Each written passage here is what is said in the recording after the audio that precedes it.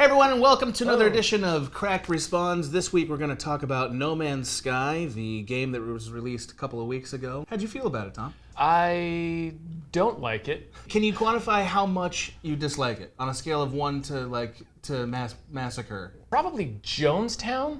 yeah. The basic premise is you're in a spaceship. You start off in a spaceship, and you basically have to work your way from the planet you start on to the center of the galaxy.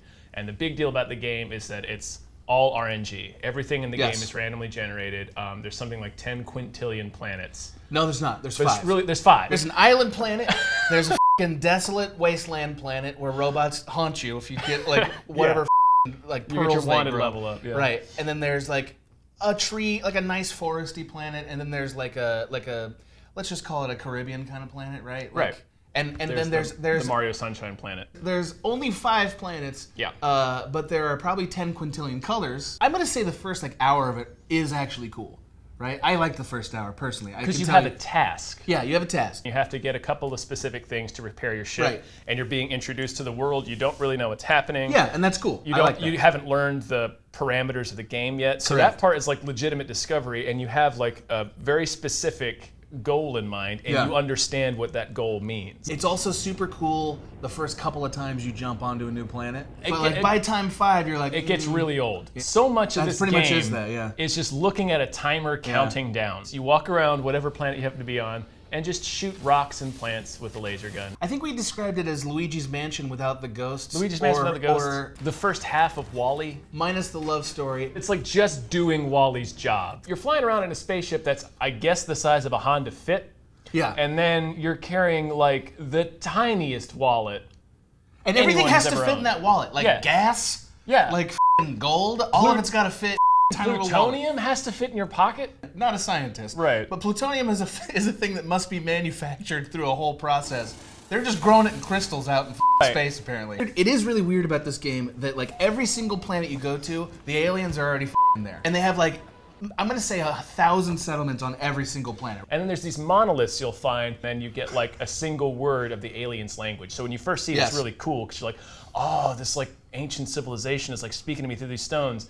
And then the very next planet you go to, you meet one of these like little like Gleek glorps. And they're speaking the language. Like those are the aliens. So they, for some reason, are building monoliths and just putting a single completely out of context word on it. It's bananas to me that you learn one word from this one monolith. One at a time. Yeah, that's like me going to Mexico, going right into a library and being like, give me your finest single word, please. They give me the word for water. I learned that and go back to America and hope Never to come repeat back again.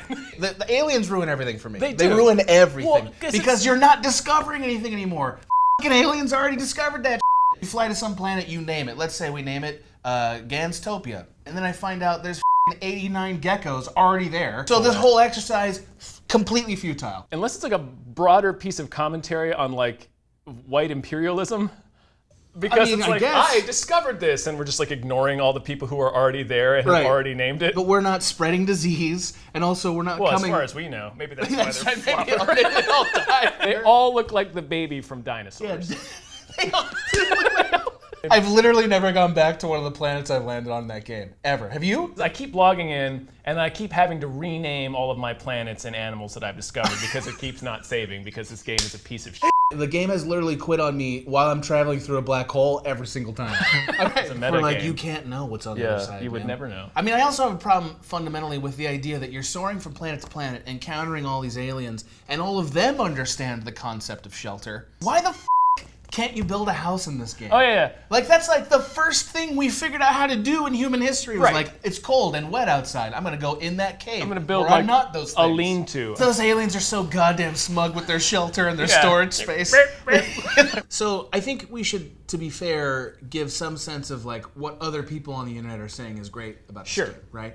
Right. So most of them have said that they find this to be like a really immersive experience. Yeah. And I would say no. For as long as you're on a planet, it can be pretty immersive. Like, That's if you're into what you're doing, like if you just allow yourself to not be angry, you'll get the kind of that feeling, like that Matt Damon in The Martian feeling, where you're just wandering around, just kind of trying to survive. The second you leave the planet, it immediately takes you out of it. You are in an established universe. And you can't take a journey over to the Gleep Glop Home Planet, which to me, that really bums me out. Yeah, that's dumb. Like, I yeah, wanna see why Gleep can't? Glop Yeah, I World. want to see what they built over there, Yeah. man. What the they got? What's their Disneyland? Doesn't it feel like this game should have been the interactive experience that accompanied a Sigur Rós album? Just put it with a Gatus Bergin or whatever the name of that Oh album yeah, is. no, Guys, I'm gonna go home and seriously, listen to Sigur Rós. Like and you're play gonna this remember game. Sigur Rós as a thing, and like you're gonna pop that on and like Yeah.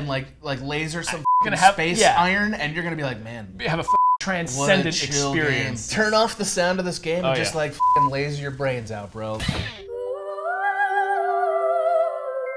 Hey everybody, thanks so much for watching our cracked respawns about No Man's Sky. And those of you who liked it, I would love to hear why in the comments below. As Tom has said, we could be wrong. We're capable of being wrong. We're not now. We're not right now, no. But make a fool of yourself in the comments below. yeah. I'll read it. yeah, I'll read it. put your wrongness on full display Yeah. below. And just, be ready to get humiliated. Yeah.